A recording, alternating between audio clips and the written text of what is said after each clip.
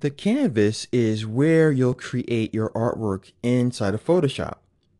Now, it may not look like a canvas, but this area, let me go ahead and actually right click in this area here to change the color, is where your artwork sits, and this is where you'll do all of your manipulation.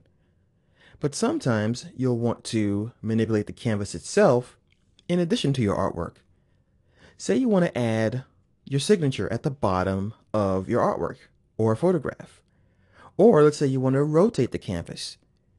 Well, what you can do to change the size of the canvas is to go to the image menu and choose canvas size. What we can see is the current size in pixel weight, which is 9 megabytes. We can also see the dimensions, and we see that the width of the canvas is currently 28 inches by 21 inches. What we have down here is what we're going to change things into from here. So this is current, and this will be new. You can also change the units you're working in over here. So I can work with pixels, percentage, inches, or whatever you're comfortable with. For now, I'm going to stick with inches. So let's say that I want to add my signature down here for an exhibit, or I want to sell this as a print. Well, what I'm going to do is go to the height, and I'll make this 24. Now, this is an interesting part here, the anchor. This pretty much tells you where things are going to shift once you accept the information you enter here.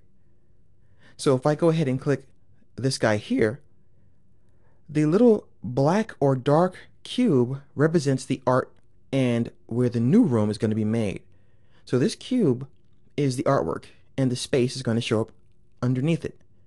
I'll click OK, and there it is. Now I can sign it, or I can put my stamp there, or whatever I want, company logo, etc. I'm going to go back to canvas size, and all I did, by the way, was press Command or Control Z to undo that, and show you that you can also change the extension color. You may have noticed that the canvas changed to white because of this swatch here, but I could choose to change it to the foreground, which is black over here, the background, or other.